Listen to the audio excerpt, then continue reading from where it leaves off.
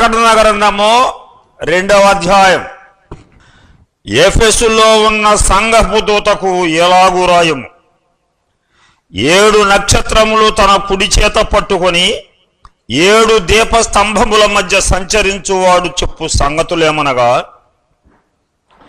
నీ క్రియలను, నీ కష్టమును, నీ సహనమును నేనెరుగుదును. నీవు దుష్టులను సహింపలేవు. అపోస్తలులు కాకయే తాము అపోస్తలులమని చెప్పుకుని వారిని పరీక్షించి వారు అబద్ధికులని నీవు కనిగొంటివి. నీవు సహనము కలిగి నా నామము నిమిత్తము భారము భరించి అలయలేదని నేను ఎరుగుదును.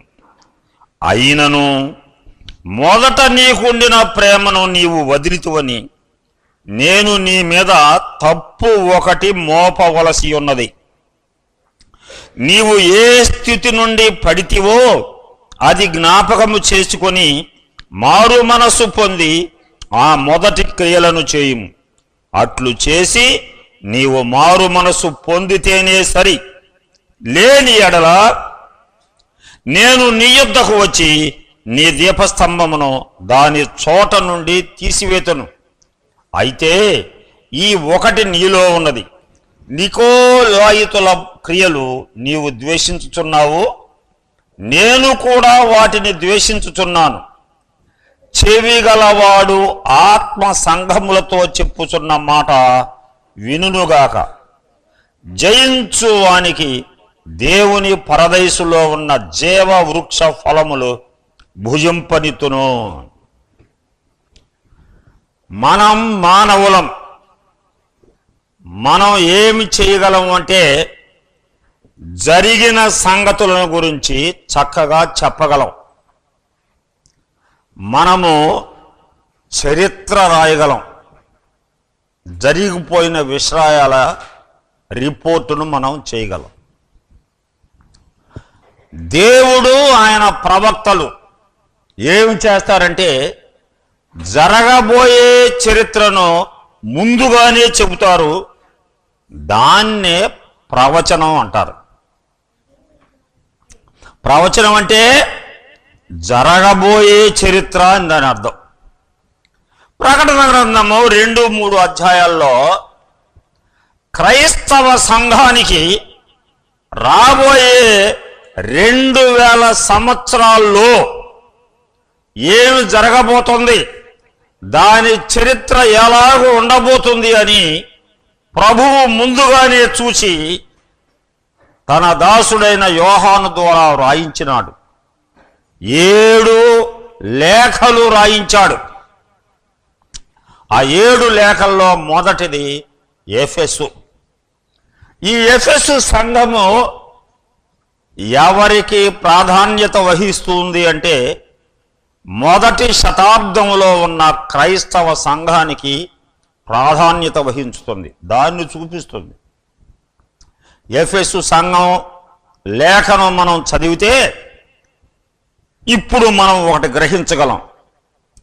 2000 సంవత్సరాల క్రింద క్రీస్తు శకం మొదటి 100 సంవత్సరాల్లో క్రైస్తవ సంఘం ఎలాగుంది అని మనం గ్రహించగలం. ఎలాగుంది? చక్కగా 7 సలక్షణాలతో, సద్గుణాలతో ఆ ఎఫెసు సంఘము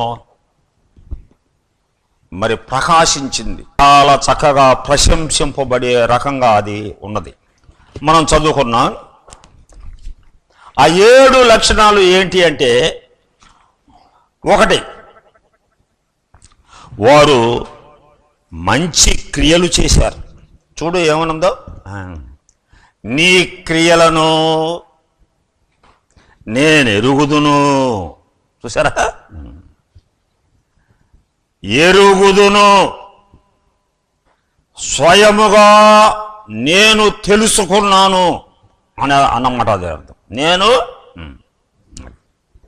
నేను విన్నాను అని కాదు, నేను చూసి తెలుసుకున్నాను. ఎప్పుడు? ముందుగానే. అది ఒకటి, క్రియలను. 2, నీ కష్టమును చూసారా, తెస్సలోనిక పత్రికలో ఉంటుంది, ప్రేమతో కూడిన ప్రయాసము, ప్రేమతో కూడిన ప్రయాసం. మూడవది నీ సహనమును. ఎఫెసు సంఘంలో మొట్టమొదటగా పౌలు గారు దాన్ని ప్రారంభం చేశాడు, సువార్త ప్రకటించి. అక్కడ అర్తెమే దేవి గుడి ఉంది. అది 56 అడుగుల ఎత్తుండే 100 స్తంభాల మీద ఆ గుడి నిర్మించబడింది. అది ఆనాటి ప్రపంచంలో గొప్ప పుణ్యక్షేత్రం. అక్కడ విగ్రహాలు అమ్మడం ద్వారా ఆ రాజ్యానికి, ఆ పట్టణానికి చాలా ఆదాయం వచ్చేది. ఎంతో మంది కంసాలీలకు జీతాలు కూడా వచ్చినాయి. అక్కడ సువార్త ప్రకటించి భూలోకమును తల్లకిందులు చేసే పరిచర్య చేసేటి వల్ల ఎఫెసులో సంఘం ఏర్పడింది, పౌలు గారి యొక్క పరిచర్య ద్వారా. తర్వాత పౌలు శిష్యుడైన తిమోతి గారు కొద్ది కాలం అక్కడ దానికి ఉపకాపరిలాగా ఉన్నాడు. మనము కొత్త నిబంధన వెలుగులో చూస్తే సంఘ కాపర్లు అనకూడదు. మనం సంఘమునకు కాపరి ఒక్కడే, ఆయన మంచి కాపరి.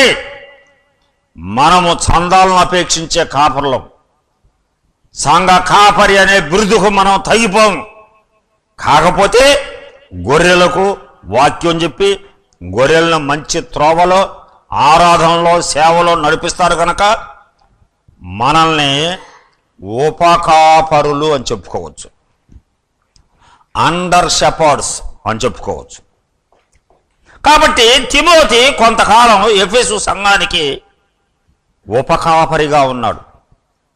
ఆయన తరువాత ఈ యోహాను ప్రకటన గ్రంథం రాశాడు కదా, ఆ యోహానే ఎఫెసు సంఘంలో కొంతకాలం ఉపకాపరిగా కూడా ఉన్నాడు.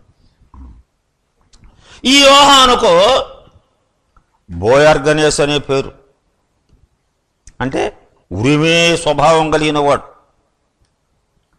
క్రీస్తును వెంబడించక మునుపు ఉరిమేవాడే గాని క్రీస్తు కాడి పైన వేసుకున్న యోహాను ఇప్పుడు సహనశీలుడయ్యాడు. ఆయన ఉపకాపరిగా ఉండ ఎఫెసు వారు కూడా సహనములో బాగా తరబితయ్యారు. నీ సహనమును నేను ఎరుగుదును. 4వ మంచి లక్షణం ఏంటంటే వారు దుష్టులను సహింపలేరు. 2వ వచనంలో ఉంది చూడండి, నీవు దుష్టులను సహింపలేవు. దుర్మార్గులను పాపం ఆయన అభ్యంతరం పడతాడేమో అని అనుకుంటే మరి గురుగులు సంఘంలో విస్తరిల్తాయి. కాబట్టి ఈ ఉపకాపరుల యొక్క బాధ్యత ఏంటంటే రక్షింపబడని వాడు ఎవడన్నా వచ్చి పెత్తనం చేస్తుంటే సహించకూడదు. కదా, రక్షింపబడిన వారిని సాత్వికముతో మందలించుచు ప్రభు మార్గంలో నడిపించవచ్చును కానీ కదా. దుష్టులు అంటే ఎవరంటే రక్షింపబడకయే సంఘ సభ్యత్వమును పుచ్చుకున్నవారు. తర్వాత 5వది, తాము అపోస్తులమని చెప్పుకుని వారిని పరీక్షించి వారి అబద్ధికులని నీవు కనుగొంటివి. చాలా మంది ఇప్పుడు మేము అపోస్తులమని చెప్పుకుంటున్నారు. బెజవాడలో ఆయన ఉండేవాడు, అపోస్తులుడైన ఫలానా ఆయన అని చెప్పుకునేవాడు. ఈ యుగములో ఎవరు అపోస్తలులు ఉండరు, ఉండకూడదు, లేరు. అపోస్తలులు అంటే దేవుని చేత పంపబడిన వారు. 2వ తరము వారైన తిమోతి, తీతు కూడా అపోస్తలుల యొక్క లెక్కలో చేర్చవచ్చు. కానీ అపోస్తలుడు అంటే ఆయనకు ఉండాల్సిన ముఖ్య లక్షణం ఏంటంటే ప్రభువును చూసి ఉండాలి, పౌలు గారు ఉన్నాడు అనుకోండి, భూమి మీద సంచరించి బోధించి సూచక్రియలు చేసే ప్రభువుని చూడలేదు, కానీ మరణించి తిరిగి పునరుద్ధానుడై లేచిన మహిమపరచబడిన క్రీస్తుని చూశాడు కనుక పౌలు గారు అపోస్తలుడే కదా. ఇప్పుడు అపోస్తలుడు అనదగిన వాడు ఒక్కడును లేడు. కానీ కొందరు అట్లా మరి చలామణి అవుతుంటే, అయ్యా మీరు దొంగ అపోస్తలులు, అయ్యా మీరు ప్రభువుని చూడలేదు,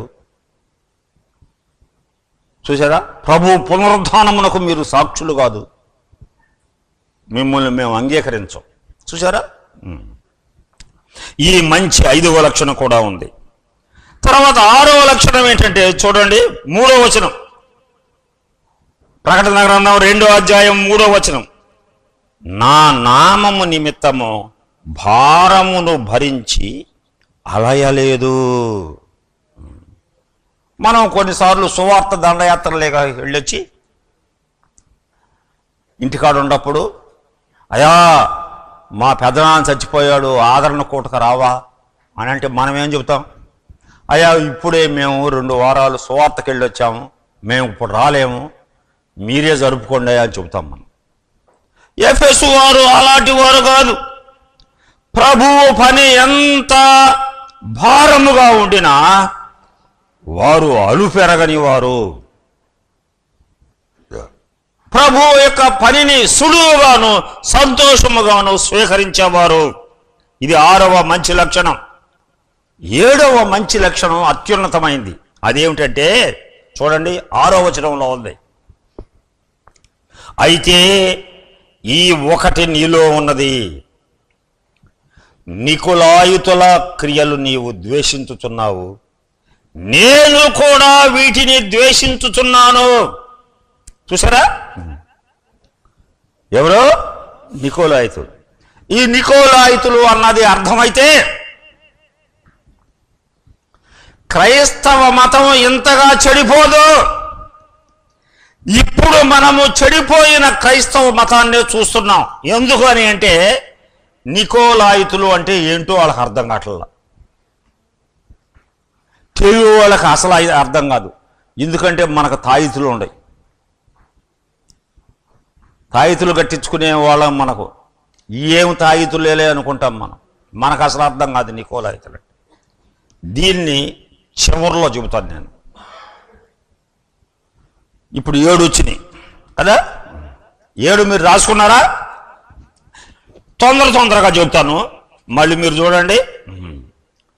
వారు సత్క్రియలు చేశారు. ఎఫెసీ 2:10 అదే చెబుతుంది. రక్షింపబడిన తర్వాత మనం సత్క్రియలు చేయాలి. ఇదిగో ఒక మోసం ఉంది, సత్క్రియల ద్వారా రక్షణ కలగదు, క్రియల ద్వారా రక్షణ కలగదు.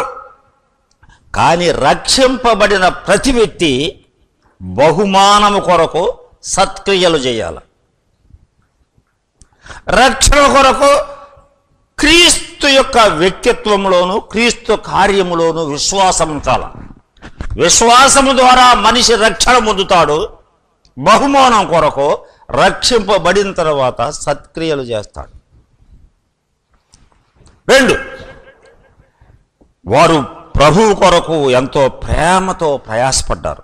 3, వారు సహనముతో పనిచేసేవారు. 4, దుష్టులను సహింపరు. 5, అపోస్తులులా కాదని పరీక్ష పెట్టి అబద్ధికులను తేల్చేస్తారు. 6, ప్రభువు పని ఎంత భారమైనా సులువుగా సంతోషంగా స్వీకరిస్తారు. 7, నికోలాయితులను ద్వేషిస్తారు. ఏమండి, దేవుడు ప్రేమ స్వరూపి.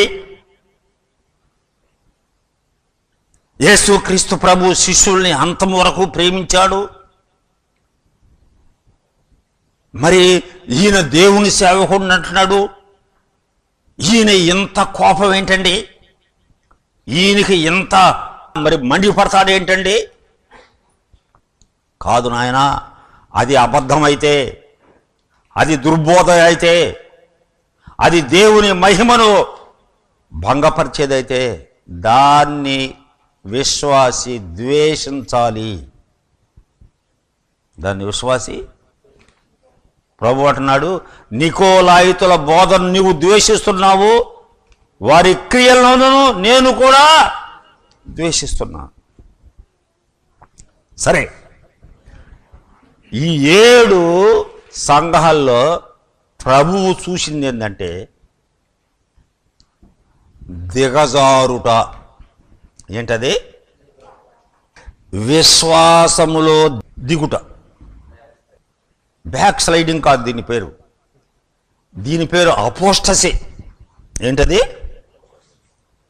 అపోస్టసీ అంటే విశ్వాస భ్రష్టత్వము. ఏంటమ్మది? విశ్వాస భ్రష్టత్వము. విశ్వాస భ్రష్టత్వం అంటే ఏంటి?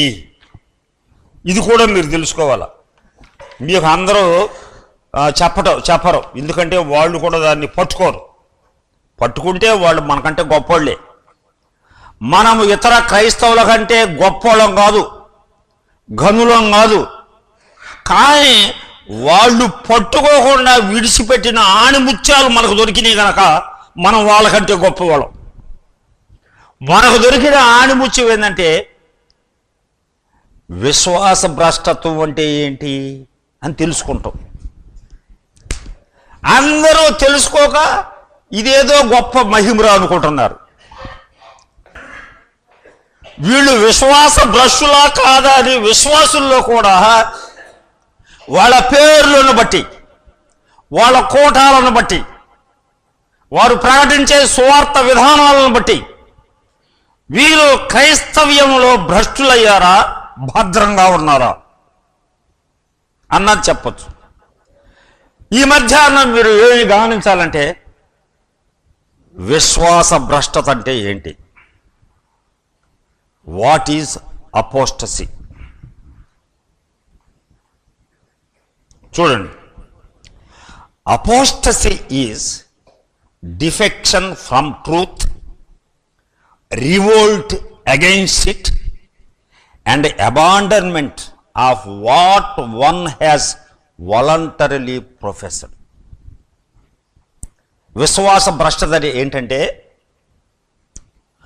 ఒక వ్యక్తి ఒక నమ్మకమునకు చెందిన విషయాన్ని తనంతట తాను ఒప్పుకొని కొంతకాలము వెంబడించి కాలక్రమములో తాను ఒప్పుకున్న సత్యమును జార విడిచి దానికి వ్యతిరేకముగా ఎదురు తిరిగి చివరకు దానిని విసర్జించటం విశ్వాస భ్రష్టత్వము అంటారు. ఉదాహరణకి, ప్రభువు 3వ దినమున తిరిగి లేచాడు, మంచి శుక్రవారం నాడు మరణించినాడు, 3వ దినము ఆదివారము, మనం క్రైస్తవులము ఆదివారం నాడు ఆరాధన చేయాలి. ప్రకటన గ్రంథము 2వ అధ్యాయము మొట్టమొదటి సంఘం ఎఫెసు సంఘం యొక్క కాలము క్రీస్తు శకము మొదటి 100 సంవత్సరాలు గనక అప్పుడే ఇది ఆరంభమైంది. విశ్వాసములో దిగజారుట.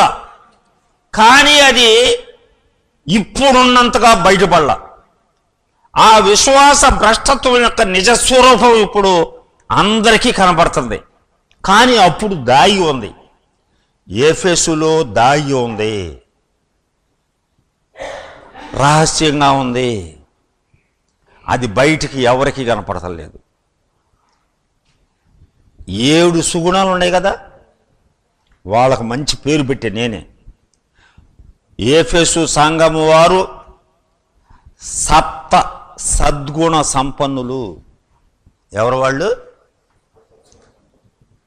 మనందరికీ 7 సుగుణాలతో చక్కగా కనపడతారు.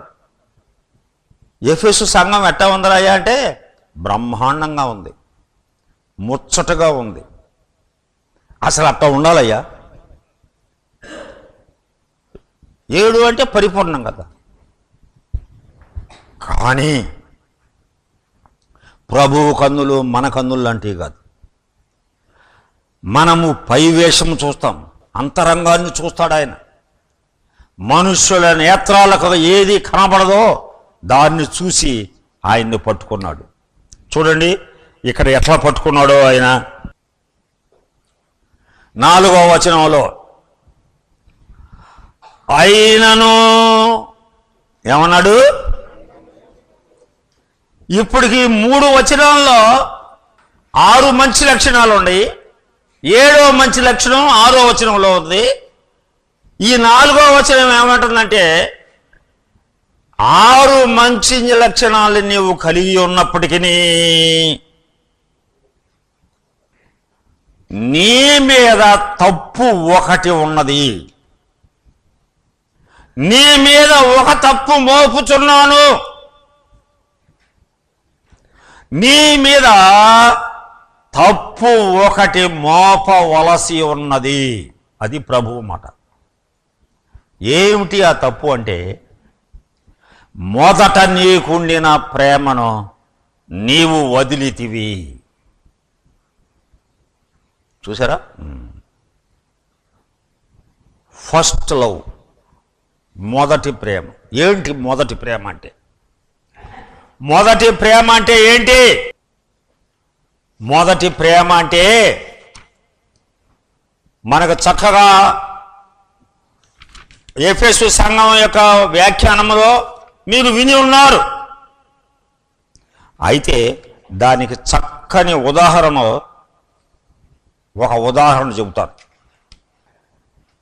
రష్యా దేశంలో ఒక ఫిడేల్ విద్వాంసుడు ఉన్నాడు. ఆయన ఫిడేల్ చక్కగా వాయించగలడు. ఆ ఫిడేల్ పాటలో ఆయన హృదయ వేదన ఈ విధంగా వర్ణించాడు. సఖి నన్ను ప్రేమిస్తున్నావా అన్నాడండి. ఏంటి? సఖి అంటే భార్య, నన్ను ప్రేమిస్తున్నావా? పెళ్ళైన తర్వాత 25 ఏళ్లకి ఆయన అంతర్గతంలో ఉన్నదాన్ని పాట రూపంలో వెల్లడించి సఖీ నన్ను ప్రేమిస్తున్నావా అన్నాడు. పాపం ఆమె అమాయకురాలు. ఆమంటుంది, నేను నిన్ను ప్రేమించటం లేదా? నేను నీకు పిల్లలను కనలేదా? ఆ పిల్లలకు పాలిచ్చి నేను పెంచలేదా? ఆ పిల్లల బట్టలు ఉతకలేదా? నీ బట్టలు ఉతకలేదా? నీ ఇల్లు ఊడవలేదా? నీకు నీ పిల్లలకి చెమటోడ్చి వంటలు వండి వడ్డించలేదా? నేను నిన్ను ప్రేమించటం లేదా అని అందాము. ఆయన అంటున్నాడు, సఖీ నన్ను ప్రేమించుచున్నావా అన్నాడు. ఇంకా ఎట్లా ప్రేమించాలయ్యా నిన్ను?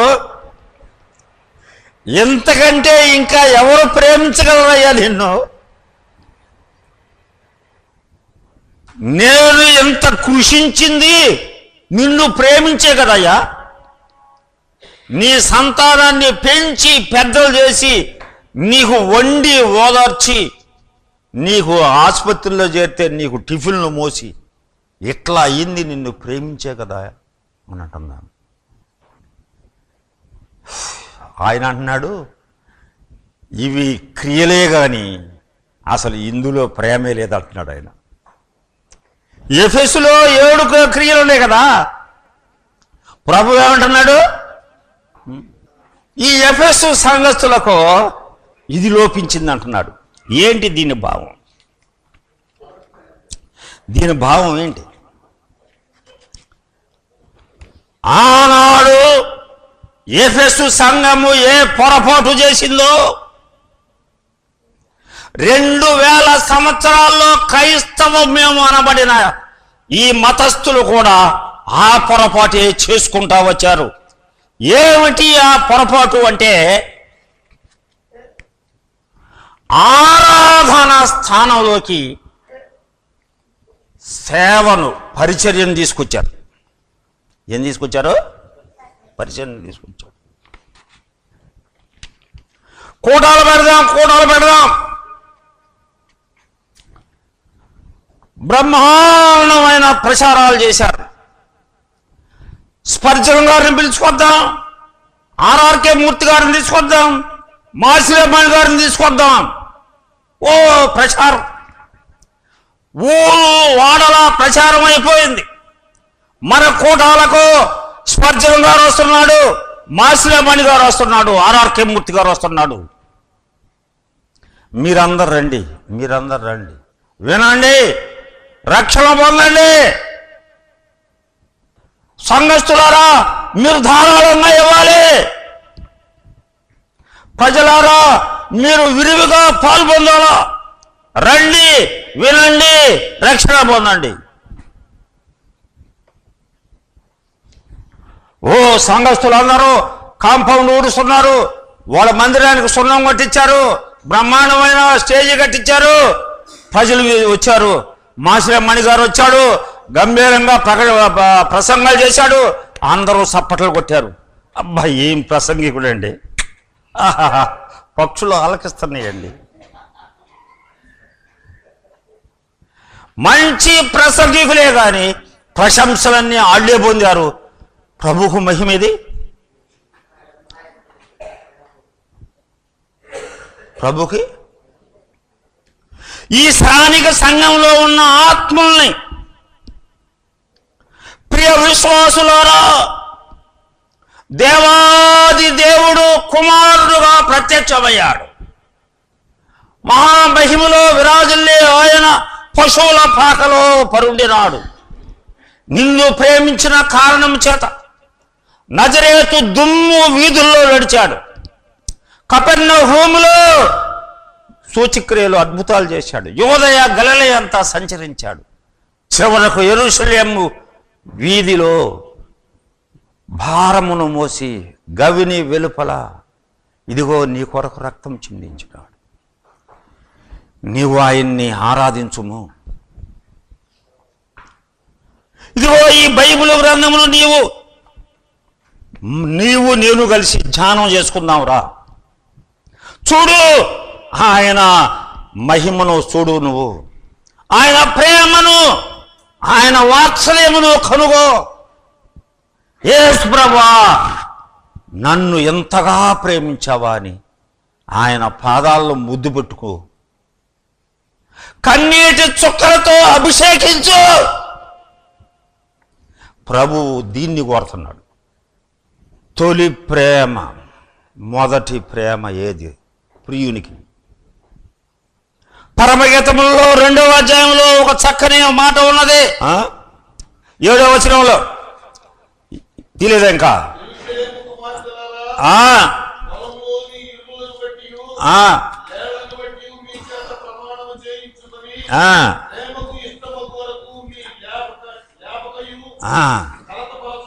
ఆగండి ఆగండి ఆగండి. ఇది పరమగీతం గ్రంథం ఎట్లా చూస్తుందంటే శరీర ప్రేమను చూపించినట్టుగా పైకి కనపడుద్ది.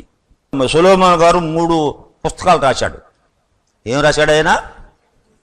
సామెతలు రాశాడు, ప్రసంగి రాశాడు, పరమగీతం రాశాడు. సామెతలు మరి ప్రసంగి కాస్త వయసు మీరిన తర్వాత అనుభవంతో రాశాడు. పరమగీతం మంచి యవనంలో రాశాడు. మంచి యూదులు పరమగీతాన్ని అతి పరిశుద్ధ స్థలంగా వర్ణిస్తారు. ఎట్లా వర్ణిస్తారు? చూడటానికి శారీరక ప్రేమ కనపడద్దు కానీ పరమాత్మకు ఆత్మకు ఉండే బాంధవ్యాన్ని తెలియజేసే కావ్యం అది. అది ఆత్మీయ రసిక కావ్యం. అది ఆత్మ అంటుంది, నేను పరమాత్మతో లీనమై ఉండాను, మీరు నన్ను లేబ్బాకండి. జిఆర్ లార్న్ గారు అనే భక్తుని గురించి ఆయనతో బాగా పరిచయం కలిగిన ఆయన చెప్పాడు. ఆయన 4 గంటలు ప్రార్థన చేసేవాడంట. ఆయన రోజుకు 4 గంటలు బైబిల్ చదివేవాడు, రోజుకు 4 గంటలు రాసేవాడు. ఆయన 12 గంటలు ఏది ఆయన సంఘాలు ఉండి సంఘాలకు దర్శిస్తూనే ఈ పనులు చేసేవాడు. మీరు నన్ను కలత పెట్టొద్దు, నన్ను లేపొద్దు, నా ఆత్మ పరమాత్మతో లీనమై ఉన్నది. ఇది మన ప్రతి విశ్వాసి దీన్ని మనలో మనం అభివృద్ధి చేసుకున్నప్పుడు ప్రభువు మనల్ని చూసి, దేవుడేమన్నాడు కుమారుడు చూసి, ఇతని యందు నేను, యేసు ప్రభు చూసి, నీ యందు నేను ఆనందిస్తున్నాను. ఆనాడు మరియ నన్ను ఆనందింపజేసింది, నేడు నీ యందు నేను ఆనందిస్తున్నాను. క్రైస్తవ మతము ఎట్లా తొలి ప్రేమను విడిచిపెట్టిందంటే, మార్తమ్మ కార్యక్రమాలేమో ఎక్కువైపోయినాయి, మరియమ్మ అభిషేకాలేమో తక్కువైపోయింది. ఎఫెసు సంఘం నుంచి మనం నేర్చుకునే చక్కని పాఠం.